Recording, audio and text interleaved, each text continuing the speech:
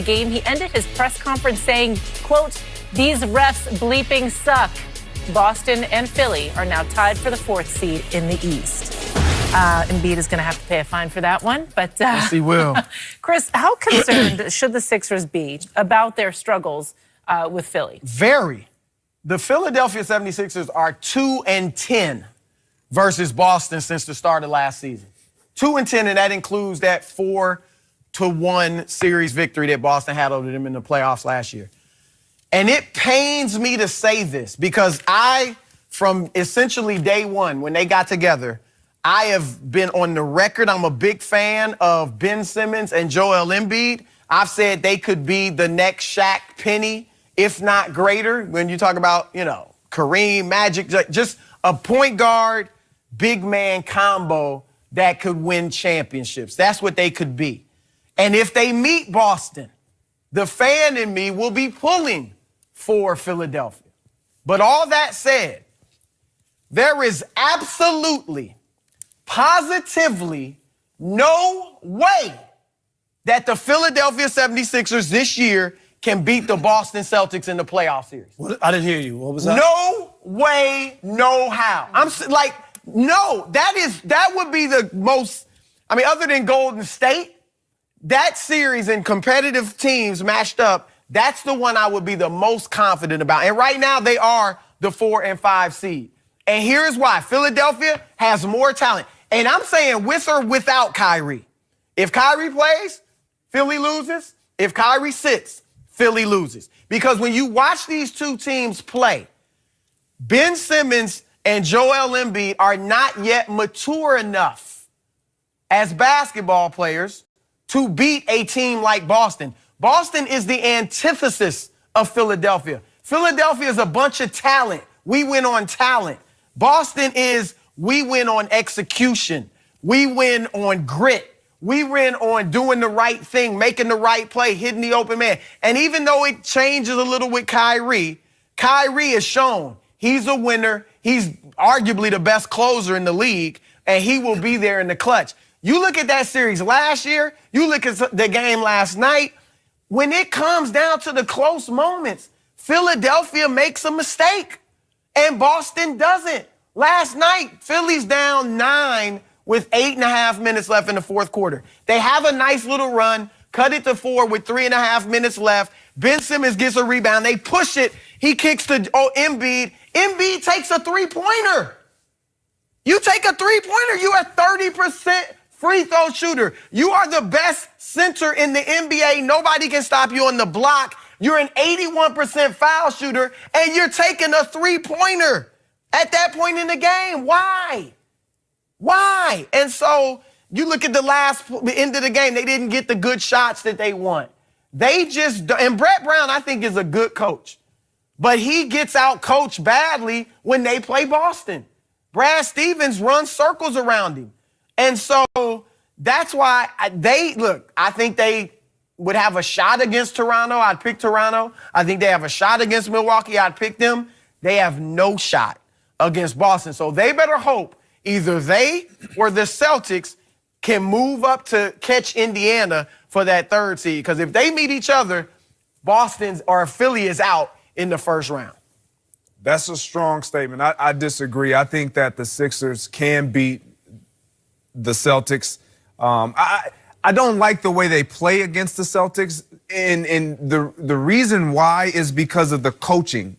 When I look at the way the Boston Celtics play, and I'll eliminate Kyrie Irving, they just play hard and tough from start to finish. When I look at the Sixers, they have so much athletic ability. Sometimes they rely on that versus the fundamentals of playing basketball. And you mentioned the lack of maturity. It doesn't even take the maturity for them to understand Embiid, let's play inside out. And in that game, if he plays inside out more than settling, they beat the Celtics. And I think that's just a matter of them understanding, look, know who we are. Let's not try to conform to the rest of the NBA and what everybody else does and fall in love with 3-point shots. know who we are, understand your dominance, and I think that's why they can beat the Celtics in a series, and I don't think they have to worry about the Celtics as far as, yes, we've lost 2 out of the last 10. I don't care about that. What I see is a team that is athletic enough, talented enough, that just needs to understand how to be disciplined when playing a disciplined, sound team, a team that is going to grind and grit no matter what. Jimmy Butler. When I look at the Boston Celtics, they have guys that are they're tough guys. They're they're back guys. Marcus Smart, Marcus Morris. Those 2 guys are Jaylen Brown defensively. Tough. Right. That's what they do. When I look at the Sixers, Jimmy Butler is that guy for them, and he has not been that because he's so worried about falling to the shadows with all this talent around him instead of just being the guy.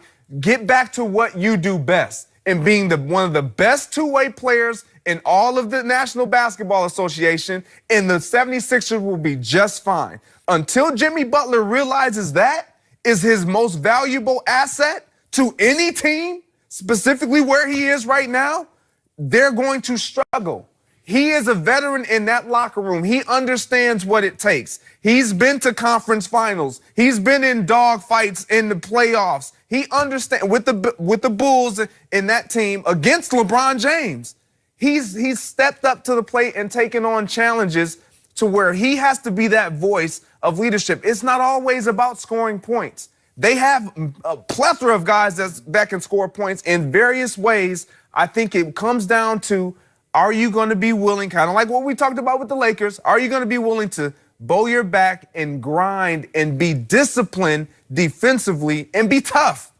And that's what I see that the Sixers lack sometimes, is that toughness.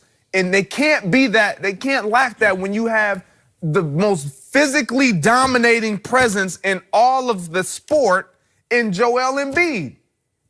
Don't settle, to your point. There was a point in that game, I want to say it was 94-94, and Joel Embiid settled for the 3 when he clearly had an advantage inside. Now, Al Horford, I think he does one of the best jobs defending Joel Embiid, head up, one-on-one, but he can't stop Joel Embiid has to understand, if I can just impose my will early and often, Al Horford is no factor. Often it is Joel Embiid who stops himself. Exactly. So I disagree with you when it comes to there's no way, no how that they can beat the Celtics. They can definitely beat the Celtics. Who would you favor in the series? I would favor the Sixers.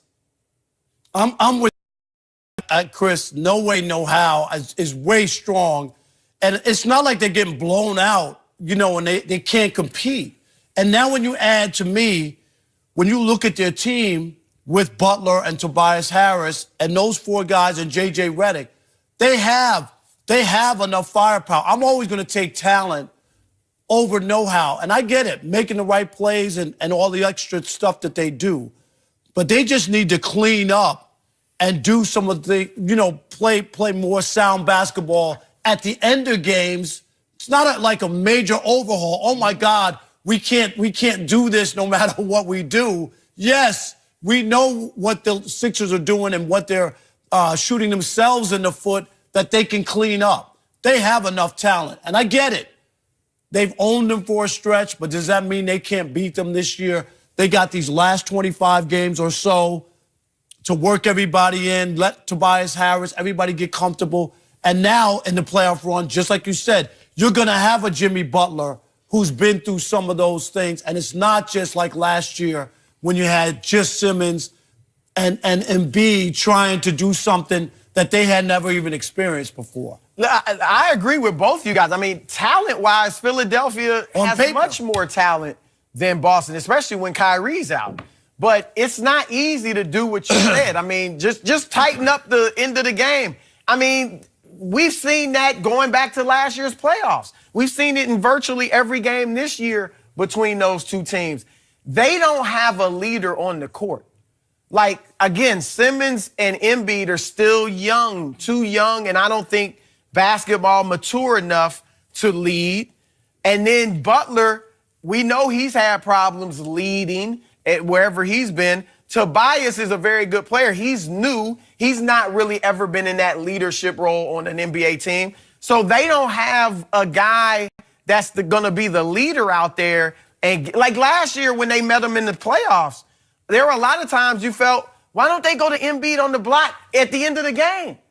And they didn't. But that might be coaching, what you're talking about. Well, there. I think that might be. It shows up in this series more than any, whether it's out of bounds plays or getting the right shot at the right time.